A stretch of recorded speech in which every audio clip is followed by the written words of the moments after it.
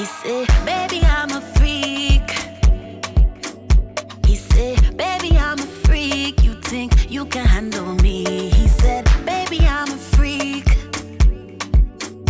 He said, baby, I'm a freak. You think you... All right, y'all, welcome back to Street Connects TV. Today we're joined by my guest, Sweetz. Sweetz, how you doing? I'm good. That's good to hear. So the first question of the day is, where are you from?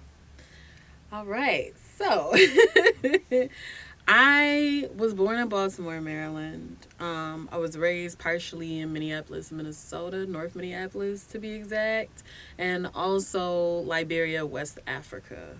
So, yeah. Got it. And where does the name Sweetz come from?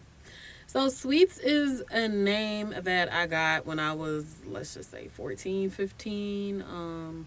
Growing up in Minnesota, I was always into, like, performing arts, recording, and things like that. And so I was a part of this group. Well, I started the group with my friends called Hood Nerds Youth Incorporated. And everybody had, like, their nerdy names. So you had, like, Nerdy Star, you had Nerdy New, Nerdy Fresh, and I was Nerdy Sweetz. They gave me the name Sweetz. They said I had a very sweet demeanor. Almost too sweet. And so like when I got into music like later on in Liberia, I just dropped the nerdy moniker and just became Sweetz. So yeah. Word. And you brought up living in three very different environments, Baltimore, Minneapolis, and Liberia. How would you say your experience was growing up in each of these different environments? So for Baltimore, I was a kid, so I really don't remember except for when I used to go back on vacations. But realistically speaking, like, I was in the hood in Baltimore, and it's the same thing in Minnesota. Like, I was in the trenches in Minnesota. So growing up, my childhood, if I wasn't at like dance classes or sports, I was in the house. And that's because my mom, like, tried her best to like keep me out the street. She didn't want me fraternizing with other people that was just doing shit, like, you know, like, there was a whole, like, prostitution ring going on, like, in our neighborhood. There was a lot of different trap houses, drug houses. It was a lot going on. So she kept me in the house and just kept me busy, whether that was by building a library for me, because she just used to have this obsession going to, like, yard sales and getting encyclopedias and dictionaries and just different books. I used to read a lot. I started using the computer, like, at a very early age. I was, like, 4 or 5 years old, so that kept me very busy. I was really like a nerd for real, you know, but I was just a nerd of all things, if that makes sense. So growing up, that's kind of what it was for me, besides going to school. And I went to a Catholic school, but that Catholic school was ghetto as hell as well. You just can't get out of it, you know. So I mean, people who really know me know, like, I'm actually really hood. I really am, but yeah. I feel you. But as far as, like, Liberia, when I was in Liberia, just going over there as a whole was, like, a huge culture shock. Because over there, it's just, like, they don't do the ghetto shit. And I was the only person just, like, speaking, like, in Ebonics and, like, not speaking proper and was just, like, so aggressive, you know, like, as a female. So it was a huge culture shock. And majority of the years there were spent with people just basically trying to mold me into, like, a more polished, you know, feminine version, which is kind of what you see now, but it's more so of like a blend of both worlds. And it was a lot, you know. But I mean, I continued my music journey out there from what I started when I was in Minnesota. So yeah. I feel you. So what were some of the first culture shocks you feel like you experienced moving to Liberia? I feel like the first culture shock, well, I got there at night, and there were no lights, like, at the airport. So that was, like, the first culture shock, because, like, you flying in, and you can't see shit. Like, you can't see the runway. It's just like, damn it, we finna make it? Or are we not about to make it? You know, so I feel like that was one of the first culture shocks. The second culture shock for me, the air is definitely very different. It's a cleaner air, but because it's cleaner and it's so fresh, you can smell everything. It's not like here where, like, you can smell things, but it's kind of masked. Out there, like, you can smell everything. If it's a good smell, it's a good smell. If it's a bad smell, it's a bad smell. So that was like the second thing, you know, that basically hit me. And then I want to say probably like the third culture shock, which ties into number one. When we got to the house that we were at, like there was no light. There was no light, so like it was candles lit, and there was like food on the table, but there wasn't no microwave, so like we had to eat the food cold, like, you know, things like that. Yeah, like that was one of the biggest culture shocks. Yeah, we had to eat the food cold because it would have taken a process to like light up the coal pot and warm it up, and yeah, because there wasn't a stove, nothing like that. So it's literally like from this environment, boom, straight to boot camp. But yeah, yeah. Word. And what prompted you moving to Liberia, if you don't mind me asking? So my mom got into a car accident when I was like 8, and that left her temporarily disabled. So she couldn't work like at the hospital. She couldn't work in an office setting because the doctor had very strict rules as to how long she could stand up, how long she could sit. And so while she was going back and forth because she had the accident on the job, like in court with them and whatnot, she had opened up a business. It was across the street from our house, and it was like an African store, and so they used to sell like African clothes and things like that. But then when that shut down, she won her settlement case, and she just was just like, look, it don't make no sense for me to sit in this country and be paying bills, and I can't actively work, you know, like I got a 15-year-old daughter. She a teenager. She already starting to experiment in different things. Like, let me just, straight to Africa. So that's basically what prompted the whole move. I honestly didn't want to go. Like, I fought like so hard not to go. I'm talking about like telling all the authorities at my school my mom kidnapping me, and no, for real. And they were just like, yeah, you can emancipate your mom. They like brought me all the paperwork and everything. My mom was sitting there looking at me like, are you crazy? Like, is something wrong with you? Yeah. And it was one lady, she was my mom's friend.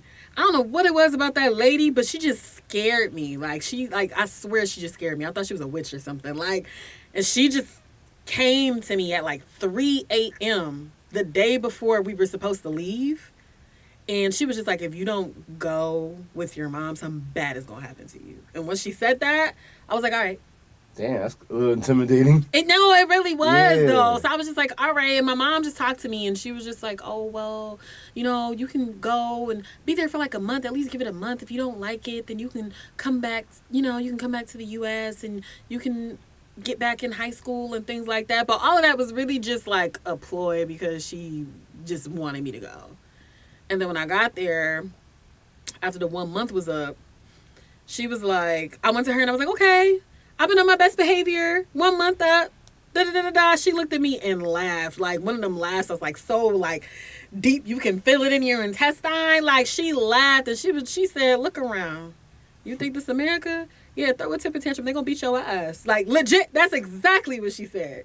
You know? And she was just like, yeah, you ain't going nowhere. Facts. Nah, that's how they don't play out there. They don't. I'm already knowing. They don't. And I threw a temper tantrum, but she was just like, ain't nobody about to come to your rescue because it is what it is. So I just had to make the best of the situation. And whenever I'm in that type of, or when I'm pushed to the wall, is music I always turn to. Mm-hmm. So, like, I went out there. One of the first things that I did was I auditioned for this talent competition called A Star Is Born.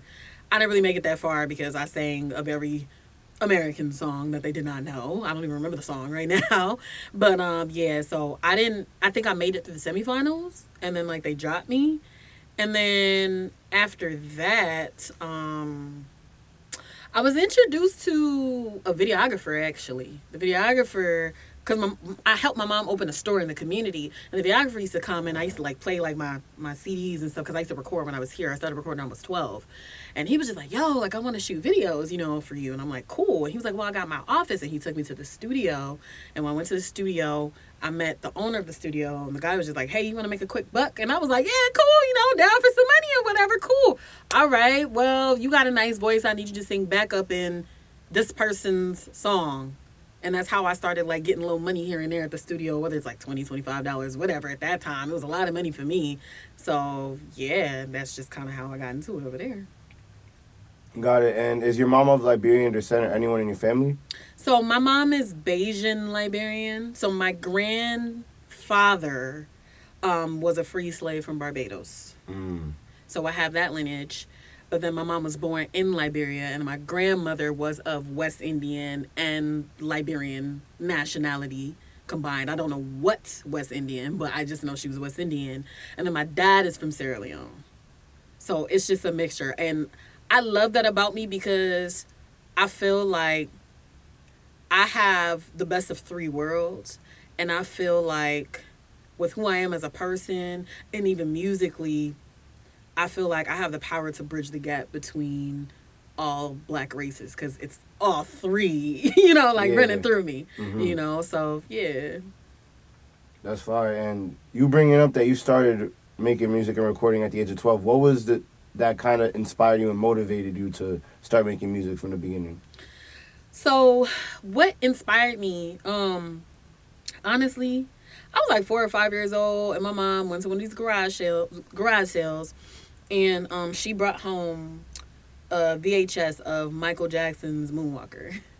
And I watched that, and literally just seeing this man stand on that stage, like just stand like a brick and not move, and just see the way the whole crowd just like was going crazy, people fainting. And I looked at that and I was like, I want that. I want to be that. That's exactly what I want to be. And so from 4 years old, I have been striving to just do anything that had to do with entertainment, period. I couldn't sing. Back then, I couldn't sing at all. My mom, when I tell her, like, oh, Mom, can I sing for you? She'll go and tell my aunt, yo, your niece got something to show you. Because Damn. She's like, I really could not sing.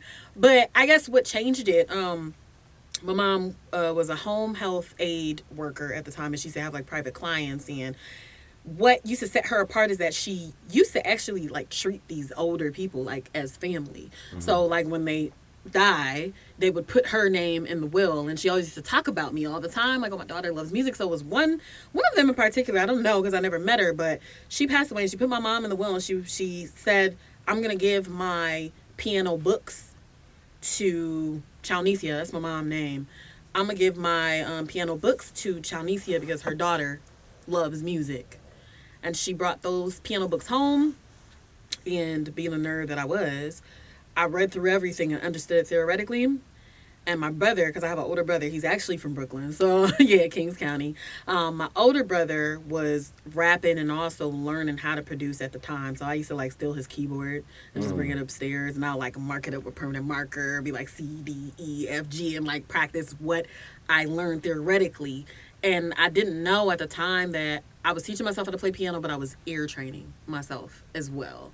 And once my mom saw that effort, she was like, all right, I can spend money on this. And then she invested on getting me a vocal teacher, or 2 vocal teachers. I always had one black vocal teacher and one white vocal teacher.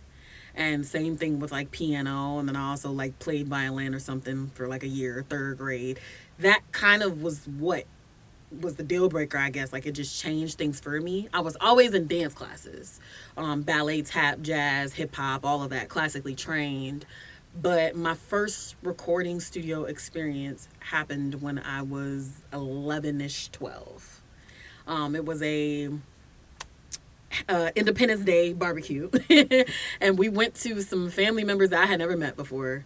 We went to their house, and the adults were upstairs, the kids was downstairs, but the teenagers, because I wasn't a teenager yet, they were in the studio. But I didn't really have no interest of going in there because it was all hot. Like, it was just like, it was hot. But one of my cousins, she was just like, oh no, trying to be fast. Let's go in there. That's where all the boys at. And I'm just like, all right. So we went in there, and I don't know what they were doing. It was a beat playing. They was freestyling, and I wasn't taking nothing that they were doing seriously. I was sitting there laughing.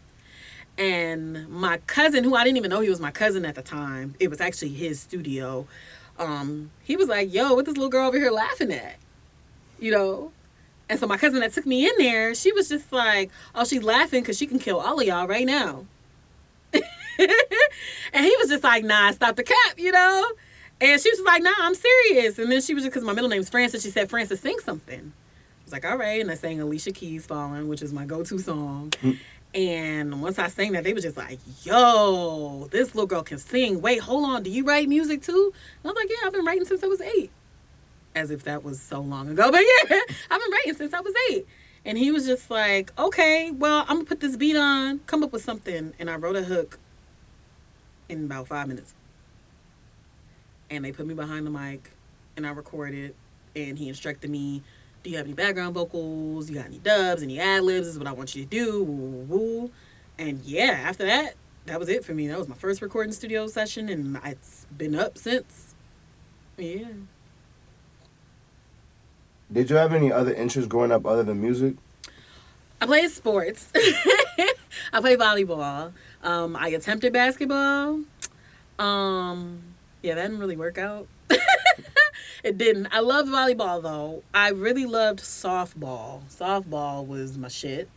I liked tennis as well. I played, it's not even play. I used to ice skate. Yeah, I used to ice skate. So I was sports heavy. But then my mom was just like, look, you need to choose between music or sports because this shit getting expensive. And I was like, all right, and I chose music. So yeah. Besides that, I want to say I used to like chemistry and biology a lot. More so chemistry when I was younger, and then when I, like got into like my preteens biology. History has always been my shit.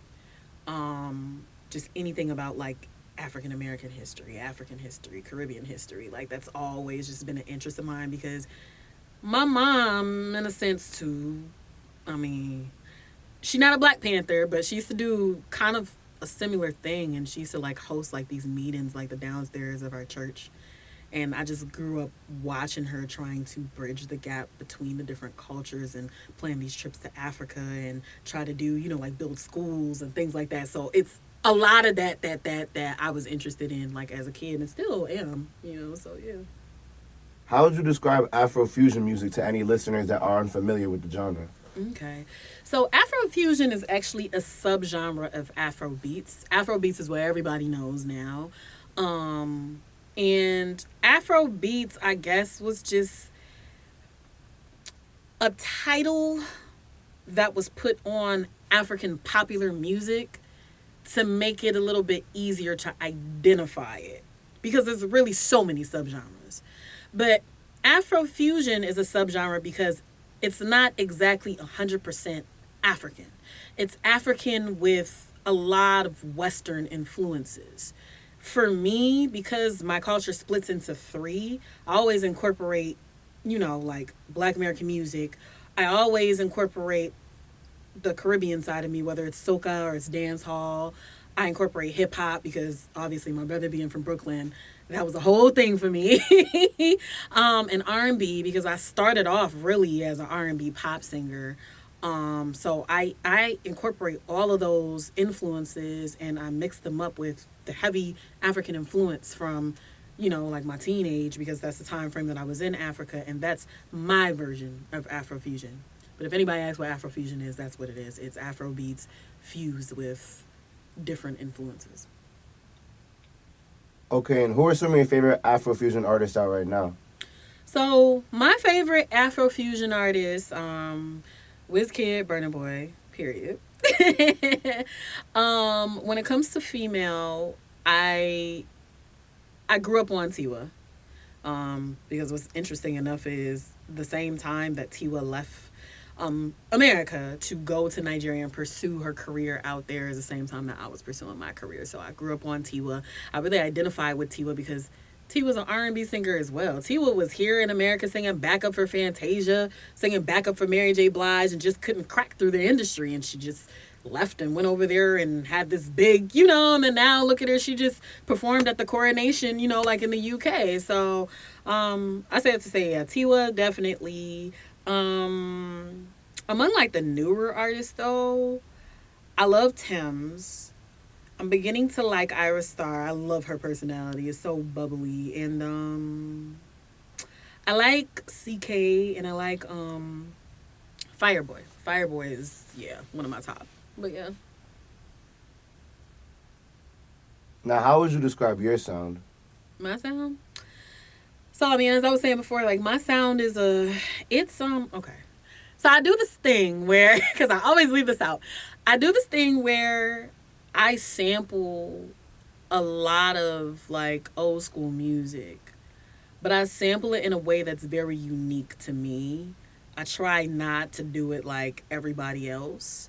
Um, and sometimes it'll be using like an interpolation of a lyric, like in a hook, or using it in a verse. Sometimes it might just be in a beat because I mean, I've been listening to, well, my ear is always open. And I feel like I have this thing about me where, like, when I do music, I'm always like 3 to 5 years ahead of the wave.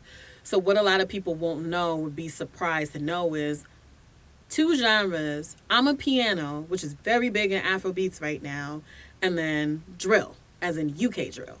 I started listening to that in 2017 when nobody was on it. So a lot of the songs that I put together that I was experimenting with was me just experimenting with sounds to try to see how I could bring my flavor onto these beats. Some of them are I'm a piano and drill, like, so I just try to bring who I am as Sweetz with the West Indian, the obviously Liberian, because I spent the most time in Liberia, so I speak Colloqua, which is our pidgin English. So a lot of the songs is in Colloqua and then just a little bit of like West Indian pidgin, and it's just a fusion of so many different things, and it doesn't come out the same, not once, because it's just whatever I feel like, whatever's at the tip of my tongue is what's gonna come out. Yeah, so that's how I would describe me in my music. How do you feel your music has evolved since your earlier releases, such as My Ting or Dormouth? So I think with My Ting and Dormouth, that was in 2017 when I first returned to America. I returned on a tour. I did another song that came out around that time called My Pledge, and it was a collaboration with this artist named Quincy B, who is unfortunately no longer with us. But that song became so big, and it's a staple like in the Liberian community up until now, that I was blessed to come back over here on a tour. So at that time frame, it was a lot going through my head because it was a lot of like personal things going on. My mom at the time had been diagnosed with breast cancer at the time, and it was just like I didn't know what was going to happen after the tour. I didn't know whether I was staying here. I didn't know whether I was going back to Liberia. I didn't know whether it would even be a good look for me to go back to Liberia, because it was two things. It was like, stay here, take care of mom, or go back to Liberia and be the superstar that you already, becoming. And it's even gone to the next level because you managed to come overseas for a tour. Exactly. So it was really like it was a battle between choices that I had to make, but I had to make that personal choice and decide to stay, So with releases like My Ting and Dormouth, that was me honestly still trying to cling on to a sound that I had gotten used to being in Liberia, and trying to tap in with wholly and solely the Liberian crowd and the Liberian audience. My Ting, to be honest, my manager at the time hated that song. Oh my God, he hated that song. He was just like, no, this is not it. This is not it. But it was an experiment for me because it was an Afro dancehall song. And like I said, I keep my ear to the ground, so I knew Afro dancehall was like a thing that summer. And I mean, my pledge is definitely Afro dancehall. So I'm like, all right. But he hated it, and it ended up becoming a very good song. So, yeah, I would say like the differences between my sound then and now was just like my audience is different. My target audience is different now. I'm kind of more focused on like expanding and exposing myself to a new audience. And at the same time too, I've just really taken a lot of time like between 2017 and now to really just work on my craft, because at that time too I didn't necessarily really have too much control. Like I said, I had management, so he did have a very huge input because I was also on his label, a very huge input. And the target was to make a hit Liberian song. So now, like with the target audience changing, it's just completely changed, and I've just taken the time to really hone my craft. I don't really go to like studios with producers like how it used to be before. I just go in the studio with the producer and just work with the producer. I've taught myself how to record myself. I've taught myself how to produce, even though I don't care to produce. But I've taught myself how to produce, and I've taught myself how to mix and master. So it's much more control over what I want to do, and it's really just 100% me. And you listen to it and you hear those influences of cultures. You even hear that battle back and forth between the cultural identities. So yeah. Yeah, and how has the experience been with trying to transition to a bigger audience and a different target audience overall? It's been very interesting. Minnesota is, well, the metro, the Twin Cities, and the suburbs on the outskirts. It's heavily dominated by Africans, whether it's West African or East African. And so you literally feel like you're in Africa. And even if there's any other nationalities, which there are nationalities, whether it be Asian or, Mexican or African American or white, like somebody baby mama, a baby daddy is going to be Liberian or Nigerian or like that's just how Minnesota is. So it got to a point for me where I kind of felt stuck out there because it's just like, all right, I go to this club, I go to this other club, I go to that other club, I perform at the Skyway Theater, I opened up for WizKid, I opened up for Burna Boy, I opened up for Flavor Nambania, Yemi Alade. It's like, it just became a reoccurring thing where it's just like, okay, I don't really see myself growing. And then it also became a thing of, well, these people are not seeing my value and my worth. I come to these shows, y'all pay me nothing. I bring dancers. I take care of their costumes. I take care of myself. I put a whole production together to the point where the crowd is saying Sweetz should have been the main act and not even a WizKid or a Burna Boy. And I love the hell of WizKid and Burna Boy. But I'm just saying, so it just got to that point where it's just like, I gotta go. Because if I'm going to start over anywhere, it's going to be in a bigger city. And like I was telling you before the cameras even got on, I hauled ass. Like, I got on a train. I was on a train for 36 hours with 5 moving bags. I said, I'm coming to New York. And it's been a very interesting experience thus far. So much has happened in, it's like 8 months, but still like 8 months to a year. But I feel like with my newest release, it like, the plan that wasn't necessarily like a full-blown plan is working, because when I look on like Spotify, I look on like my Apple Music results, I see like the streams is primarily from New York. And that makes me so happy because it's just like it's working. And I mean like just God being my strength, honestly, and just pushing me and just speaking to me and telling me like, nah, you gotta go now. Yeah, so I'm obviously just happy. Yeah. Definitely, that's great to hear. I'm proud to hear that you're able to transition smooth. But you did catch my eye, or my I'm ear. I'm tweaking. Yeah. Hold on. Go ahead. You did catch my ear though when you mentioned that you opened for acts like Burna Boy and WizKid. How was that experience like? Well, I think where my mind was at that time frame was, okay, I'm here, I'm back in the U.S., but I'm still this Liberian celebrity. And everything that I do, like, these blogs are watching me. Like, I used to wake up and just see random shit, like, on the blogs, like, scandals, like, just different things.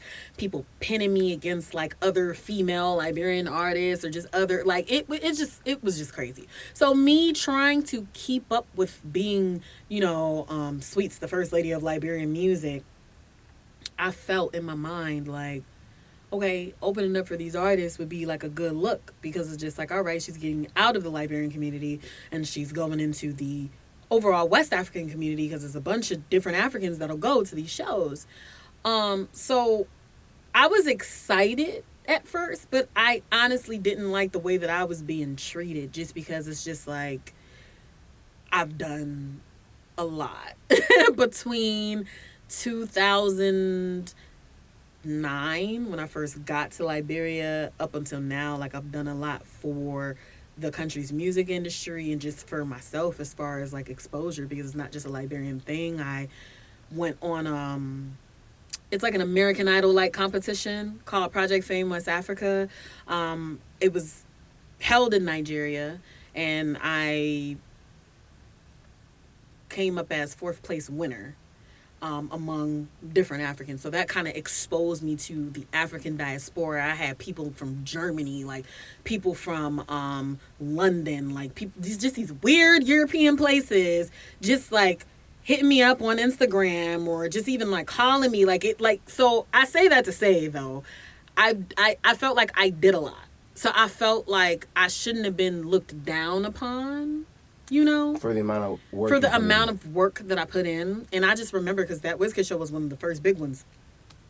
I just remember, like, I was used to it because I had to go through that already in my career. And I had my cousin was my co-manager at the time.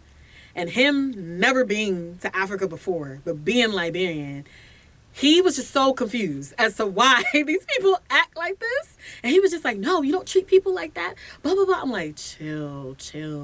These are the type of people that you just have to prove yourself to. And I mean, I did. I went on stage. I was fully prepared. I killed the show. Like I said, my audience was just like, yo, she should have been the main act, you know.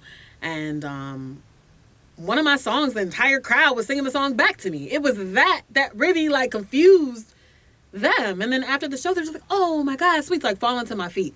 Like, oh my God, Sweetz, I'm so sorry. Whenever we're having the next show, we're going to call you. We're going to discuss business. We're going to this, we're going to that. And I felt like that's what it was going to be until I got a phone call. Hey, so person's coming in town. You know, we want you to come perform, but it's not a paid gig. And I'm sitting here like, what? Word. You know? Like, you did all that and they're trying to not pay you now, like, after all the work you exactly. did. So that's why I just got to the point where I was just like, I gotta go, because I can't keep on.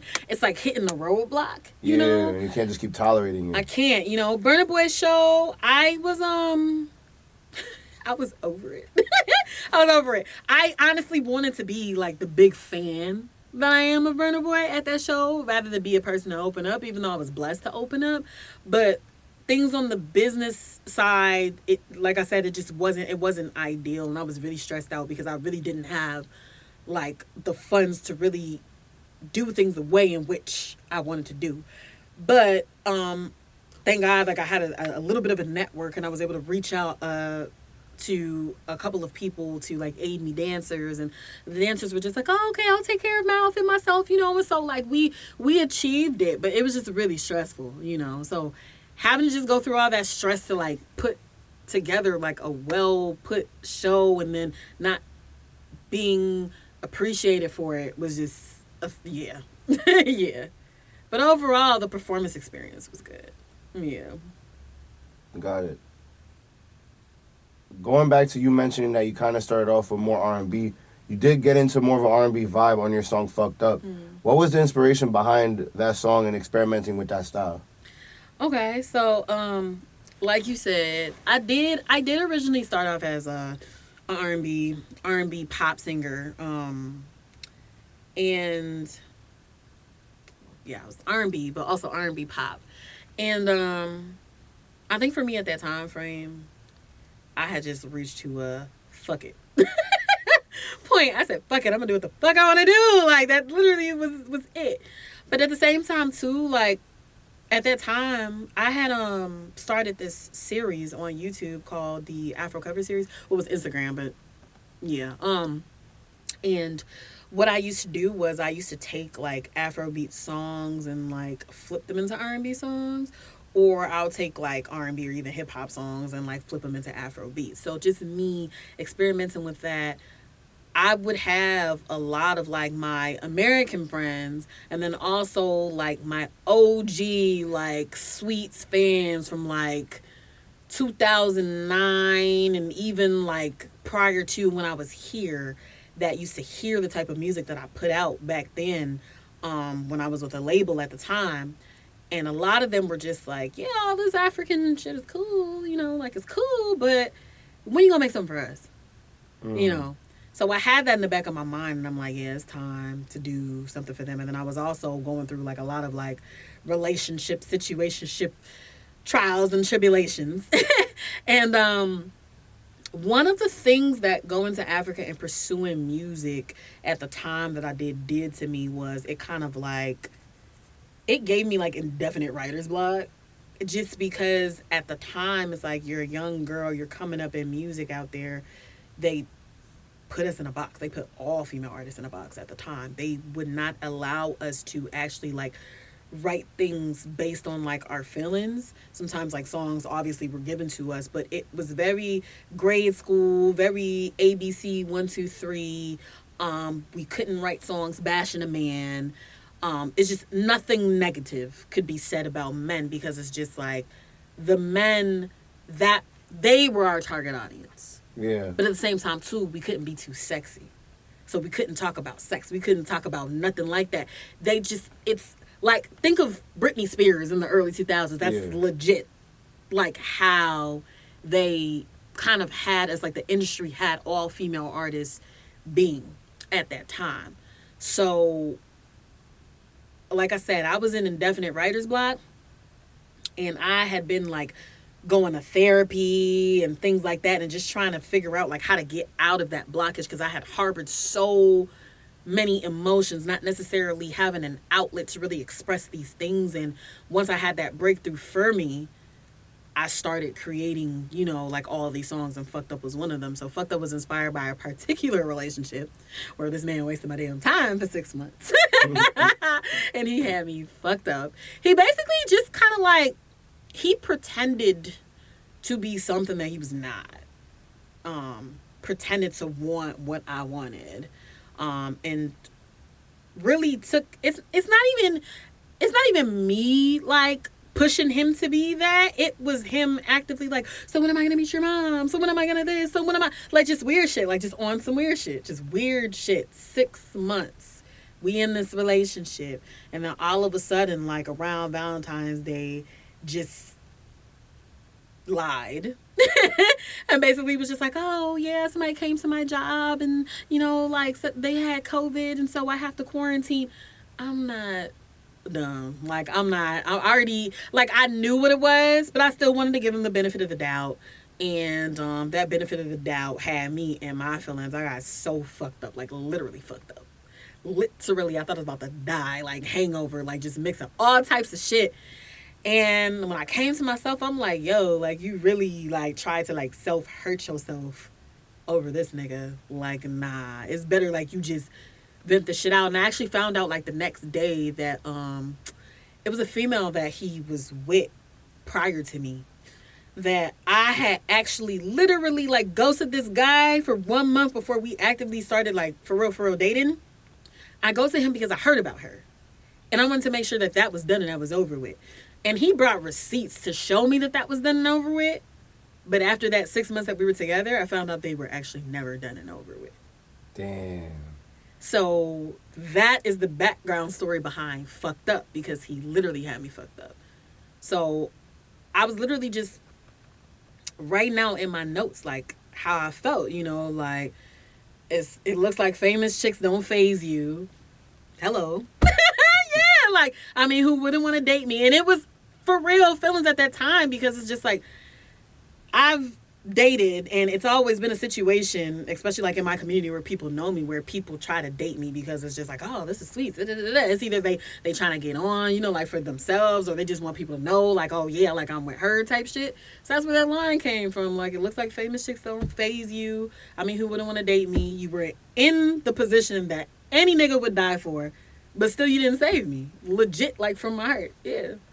So that's what inspired that, yeah. So it was kind of an opportunity to vent about what you were currently experiencing. Exactly. Got it. And do you feel like you're going to get back into that type of R&B bag soon? Oh, I'm definitely in that bag. I'm definitely in that bag. I have so much music, it's not even funny. Because like I said, this is stuff that I've been recording from 2017 up until now. 2019, between 2019 and 2021 were very good years for expressing myself and writing shit that actually stemmed from what happened to me in real life. Yeah, so I'm definitely in that bag. It's along the lines of R&B, but it's also experimenting with different types of R&B, so Afro R&B, because I feel like Afro R&B needs to be explored a lot more. Alternative Afro, which is also called Alti Cruise, it's a fusion of lo-fi music and like Afro. So I have this track called Water that is about another situation, and that's like the vibe of that. So yeah, I'm definitely in that bag. Definitely in that bag. But right now it's summertime, so right now we trying to have fun. We trying to be sexy, you know. So yeah. Facts. What was the process like behind your single Contagious? Contagious, ooh.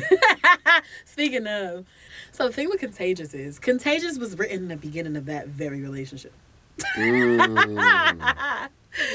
It's just funny, yeah. Contagious was written in the very beginning stages of that relationship. You know, like when you talking to somebody, you get into the talking stage, y'all talking or whatever, but then it's like y'all on the phone or y'all texting or whatever, and then you get to like that real flirtatious, like low key raunchy, like, oh, what's your favorite position, like that type of, yeah. So that's kind of where we was at, and that's the conversation we was having, and I mean, he was just like, babe, I'm a freako, you know, because he's Nigerian. And I didn't want to respond because I was so shy at the time. So I didn't want to respond. So my response is literally contagious. It's like, baby, I'm a tease. I know that you want a piece. I'm like a drug. Come get hooked up on this love. That was my response. So yeah. But the overall process of Contagious, I think after we got off the phone is when I actually made that song. And I think I was up until like 3 o'clock. Mind you, I had to work. I was working 2 jobs. I was working a work from home job, and then, woo, child, I don't miss those days. But yeah, yeah, I had work, but I just had so much passion to like finish that song, and it's just like, once he said, baby, I'm a freak, once that line hit me, I was just like, oh, shoot, okay.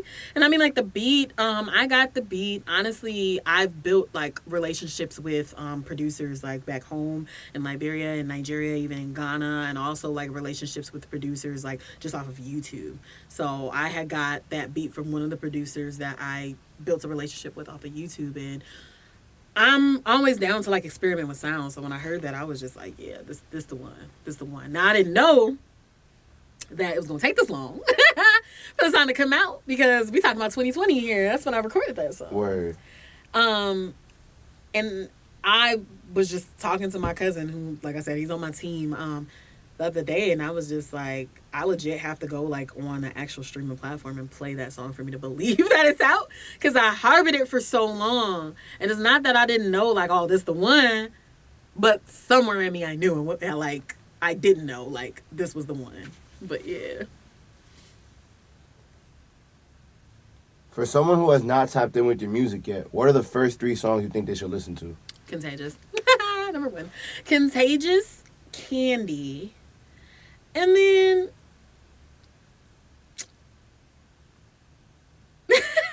see, I'm torn between My Ting and Fucked Up. Well, actually, no. Contagious, Candy, and My Pledge. Because My Pledge has a story. So, yes. Yeah. And how would you rank these 3 songs from 1 to 3? I feel like my Pledge is always going to be number 1. It's always going to be my number 1, just because, like, the story behind that is just so, it's touching. And I was able to do that song with someone that I hold near and dear to my heart and will never, ever forget about, Quincy. The reason why I even forced myself to get into like production and like mixing and mastering and just forced myself to record myself is honestly because of Quincy. The reason why I'm even here in New York is because of Quincy. It's like, that's my driving force. It's a song called Vibration on my upcoming album, and I swear when I was in the studio recording that song, I could feel like his spirit literally in the room with me. I know that's my guardian angel, and I just feel like he passed the torch to me, and it's like I have to keep on going, because he died at 21. He didn't get the chance to live it out, you know. So My Pledge is definitely going to be number 1 all the time because of Quincy. But number 2, obviously, I think it would be Candy. And that's just because, like, let me tell you, Candy got about 3 or 4 different versions. Really? I really fought hard for that song. Candy started off, it was this producer, I'm not about to call his name because he owed me money. But and he owed me money, so when he watch it, whatever. But either way, he hit me up and he was like, "Oh, I got this DJ. He's trying to do this song. Da da da da da. Woo woo woo. Cool." We discussed like the business particulars. It was what it was. Went to the studio. Recorded the song. I literally freestyled the damn song, really, to be honest. And the first beat was cool. Like, the first beat was cool. It was a really nice version. It was a very good first version. But, producer disappeared. The DJ calling me, like, what the hell going on? Because the deal that was struck between me and the DJ is different from the deal that was struck between the producer and the DJ. And it was just crazy. So, I was trying to re-record the song. The DJ looking like, yo, that's my song. And I'm sitting here like, wait, what are you talking about? You know? And we had a little bit of discourse, but then he was just like, oh, I bought the beat and blah, blah, blah. That's what I mean. I'm like, all right, so if that's the case, I'm going to take my lyrics. You can keep your beat, and I'm going to keep my song. So the next thing after that was me trying to find the Afrobeats producer, which at the time was really hard because Afrobeats wasn't that big of a thing out here yet. And, actually, when I opened up for Burna Boy, I ended up meeting a guy that equally opened up for Burna Boy, and I heard his sound, and I'm like, yeah, your shit is authentic to, like, Afrobeats. It's authentic to Africa. I want to work with you. And he attempted, and I just feel like he just really didn't put the effort. But I paid for it still. You know, and it was just sitting there. Like, we didn't know what to do. So, luckily, it was another guy who I met around the same time frame, and we just like became really close friends. And he just gave me the plug to like this whole group chat on WhatsApp with young Nigerian producers, Ghanaian producers, just young African producers, songwriters, you know, like engineers and things like that. And that really just opened up the way for me. And so I met a producer by the name of Lil G Beats. Period. He had to be like 17 at the time, I think. And I was like, yo, like I got this song and I'm gonna send you, you know, like the voice recording of it, and I need you to produce a beat around it. And when he sent that beat back to me, I say, yo, you know. And I played it for a couple of people and they were just like, yeah, this the one. And this the one meaning like it's also another song that bridges all cultures because it's a lot of different influences. You know, you got the Candy cameo sample, you have the Westia Flavor, Craig David, you know, and then the beat is I'm a piano, but it's also Afro beats. Like it was just, you know, like it was just crazy. But I was scared to put that song out before its time. Low-key, I still kind of did. I waited at least 2.5 years. But Candy is my baby. It's definitely, you know, like people on my team, it's their baby. And Candy is just one of them songs that, like, I plan on reviving, you know. So, yeah. Also my team, too. But, yeah. And then, you know, third would be Contagious. Contagious is fairly new. Contagious is like what is the word I'm looking for? It's like I feel like it's the offspring of Candy. It's like we experimented with Candy, but now Contagious is like the next step It's the blooming version of it. Yes, that's how I feel about Contagious. Because Candy is catchy, but Candy takes a while to get into just because the way that the song is structured is like you have to listen to it and watch it grow or hear it grow. Whereas Contagious just hits you, boom, he said, baby, I'm a freak. Like, that's it. That's it, you know? So, yeah. It gets right to the... It gets right to the point. Facts. It gets right to the point. You did mention that there's a story behind My Pledge. Do you mind going a little more in depth into what that interesting story is? Okay. So, 2017, prior to 2017, I had taken a hiatus from music, or from, like, actively pursuing music. So I was in Liberia for Ebola. That was a whole thing. That was scary. I was out there for that. So during that time frame, I mean, I was kind of forced to take a hiatus, but not really. Like, the music and movies was more of a thing out there at that time, just because people were stuck at home, like COVID, and people need to watch movies. Music, the only thing musically that was going on was like Ebola awareness songs, which I was probably on every Ebola awareness song. But after coming out of that, I was in a relationship with my producer at the time. It was like a long-term relationship, and that relationship wasn't the healthiest relationship at all. So I felt like at a certain point in time he would like use my music to kind of like control me, like literally like open up files and start deleting the shit like right in front of me. Wow. Yeah, so, and that's just a tip of the iceberg. It was very toxic. But I, at that time, felt like the only way that I could get out of that was for me to put down music. So I had to take a step back, and I had to tell him, I don't want to do music. Because the point the relationship had gotten to, it was such a public relationship that it started feeling like he wasn't in love with me, but he was in love with the idea of what we represented, which at the time was quote unquote Jay-Z, Beyonce-esque type of thing. So I had to figure out a way to like just de-escalate that. And it was, I don't want to do music. I don't want you producing me. I don't want nobody producing me. I'm not going to nobody's studio producing. I just want to be her. I want to be a regular person.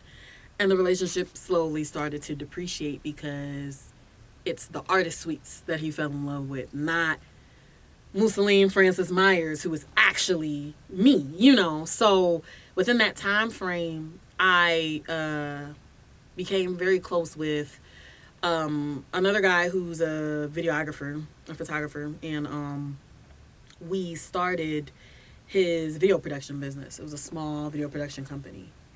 And I used to do a lot of behind the scenes work. I used to do video directing. I was a makeup artist, hairstylist. I recruited, like video vixens, models, dancers, training background vocalists. Just a lot of behind the scenes stuff because that was the only way I could really get off what I wanted to do because I couldn't be at the forefront of music. And so I took that hiatus from actually putting out music in 2017. Was just the year where I was just like, yeah, getting back to it. So I actually started off that year with a movie. And I had the opportunity to be in a movie that Tyler Perry's director, Roger Bob, came to Liberia and directed. So that was crazy because Vivica Fox is in the movie. Even though I never got to meet her, but she's in the movie, as well as Van Vicker and like some other A-list, B-list, C-list, D-list actors and actresses. Yeah. And then my pledge, it came my way, like, right in the process of that. And Quincy, I have been running after Quincy for years, like, when are we going to do this song? When are we going to do this song? Because we knew, like, I was the only person left in the country that was really singing like that. Because I was doing majority R&B. And he was one of the, he was the only at the time that was really singing like that as well. Like, as an R&B singer, we both were in spaces where we were trying to make this fusion of sound that people just did not want to accept. But it's like, we're for real singers, so we can't do all the jumping up and down. I mean, we could, but like, you get what I'm trying to say. Yeah. So, he brought that song to me, and immediately when I heard like the first 5 seconds of it, and he just had the hook on it, I was just like, oh yeah, that's the one. That's the one. And he just asked me, like, so how do you think we should proceed? Like, I told him things that I wanted him to add, like in the instrumental. I told him that I feel like for this song to be as monumental as I foresee it to be, I threw out Usher and Alicia Keys, My Boo, and I was like, you see, like, the way they formatted it, they were talking to each other. Yeah. It wasn't like one person had a verse, another person had a verse, like they were talking to each other. We need to do that. We worked out the structure of the song, and then when I got done shooting the movie, I went to the studio, I recorded my verse. That third verse, which is like the bridge, I was acting so lazy, yo. Like, no, not the bridge, but the last part of my second verse, because I wrote an 8-bar, and he was like, nah, you gotta give me 4 more bars. And I'm just like, ugh. And he was like, stop acting lazy. I was like, fine. So he got that out of me. And then we did the bridge actually after he did his verse, because he sent the first verse to me, and I didn't like it. And I was just like, you could do better. And then he went in and he added some Mandingo. So Mandingo is the same thing as Mandinka. And that is one of the tribes that my father comes from. So it was a simple fact that he actually went that deep to add like those lyrics in it, like from that dialect, to basically represent this love with, you know, like this Mandinka girl type, you know. So it was honestly like a fun process. After that, we did the bridge, and then he mixed and mastered the song. His manager at the time, who ended up becoming my manager, he was just like, look, if y'all don't finish with this song, I'm gonna leak this shit because y'all doing too much, you know. And we got done with the song. I did an impromptu photo shoot. He did an impromptu photo shoot, and then the cover art was made. I made the cover art. Wait, no, I didn't make that cover art. It was somebody else that made the cover art. I don't remember his name. He made the cover art, but yeah, and we put the song out on February 11th, 2017. And what's funny is it was two other artists, top artists at the time, that came up with a song called Drinks on Me at the time. And the thing about Liberia at the time is it's like people weren't really like fucking with R&B music or anything slow. So it's like if you want to put anything slow out, it got to be in the month of February. Otherwise, it got to be before Valentine's Day. Otherwise, you're not getting that shit off. Like, it's not happening. So February is our month, you know. But that particular song, Drinks on Me, had become like the song of the Valentines already. So we weren't sure. We knew the song was a good song, but we weren't sure whether like we would be able to really combat that song. But once that song came out, February 11th, I kid you not, February 14th, like, Drinks on Me, my pledge. Drinks on Me, my pledge. They were like playing that shit in rotation, back to back to back to back, you know. And then when that became such like a hit, like on the streets, the need to do the video came up, you know. And they were just like, oh yeah, y'all need to shoot the video intimate. And I was just like, why? You know. But then yeah, I decided to go along with it, and we ended up going to my father's hometown to shoot it. Well, one of his hometowns, Cape Mount County in Liberia, because it's right along the borders of Sierra Leone and Liberia. And we shot it there. And I came up with the concept. I told Quincy, like, we need to be this couple where it's a us against the world type shit, and we just on this forever vacation, this forever getaway, you know, forever paradise type vibe. And we were able to capture it. I directed and post editing, and yeah. So unfortunately, right before the video could come out, even though he did see the last edit, he saw the video before he passed away. He passed away in a car accident on March 3rd. Tragic car accident. It was three other people in the car. He's the only person that died. The second person, like, broke his leg, like, real bad. Like, real bad. We didn't think he was going to be able to walk again. But it was just really tragic because people knew of Quincy. People on the streets knew of Quincy.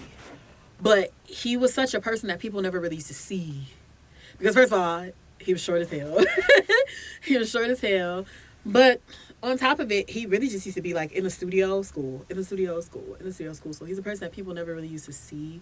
And then I know for like the Liberian diaspora, like out here, the Liberian community, they've been asleep on everything that's been going on in Liberia for years. So for him to pass away, and the last thing that they saw was the promo video that we put out for me and him, which also prompted us to put that music video out after. It was just such a heart-wrenching thing for Liberians all together, and even other African countries, because it was just like so much talent. Like when you listen to his voice, it's just like, damn, like he really could have been something, you know. So it's just that's basically the main point behind my pledge. It's just always gonna be a tribute song. Like during his funeral, during his wake, like his manager had rented out the ATS Stadium, which is like a very huge stadium, and he has a business that is into like they make like glass windows and stuff like that. So he had made like a see-through casket for him and literally paraded around the city with his body before it got to, like the stadium for the wake and the funeral. Like some real Michael Jackson King shit. Yeah. Like legend. Like he died a legend, So my pledge is always gonna be that. It's always gonna be that. It's a beautiful tribute to a great impact, a man that had a great impact in your career. Oh yeah, impact on my career, impact on the industry. Because I'm not gonna lie to you, after that, there were so many like male singers that popped up. Before him, or just before his passing, men were scared to sing. They felt like that was some bitch shit. Like everybody wanted to be a rapper. But as soon as he passed away, all the male singers just started popping up from the woodwork. So now it's like men singing is such a dominant thing now, like out there. And that was all his impact. Like you could hear his influences in so many of their voices. And also, it opened up the industry because Liberians who left Liberia during the war, because there's a 14-year civil war, and a lot of them stayed out here and just have lost touch with Liberia, have now had the sudden urge to get back in touch with Liberia. They have hope for Liberia just through that record, So, yeah.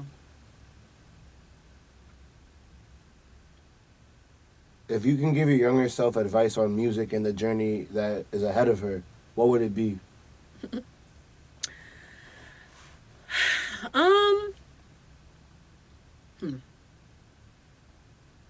Honestly, for me, I think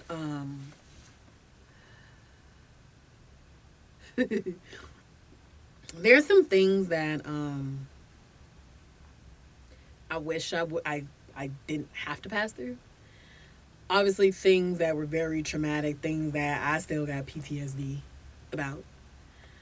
But if I were to have a second chance at experiencing again, I wouldn't take one thing out. And that's just because every lesson has been so monumental to the next step in my life. There was one hard lesson I just kept on knocking my head on for about 6 to 7, 8 years. But I needed to go through all that, to like learn. I think the one big thing though I tell her is trust the process. Trust the process and don't worry so much. Because God got you. in big ways. You're definitely a chosen one. That's definitely what I would tell her. Do you have any music releasing soon? So I just released Contagious. I'm working on the music video for that right now. In the planning stages. Working with a creative director. After Contagious, I do plan to revive Candy. So also shooting a music video for Candy as well. There is one more for sure single, but I'm pretty sure that's probably gonna drop after the album. And like I said, I have so much music, so what I've done is actually break it up into 3 different volumes, and it's called the Candyland Trilogy album.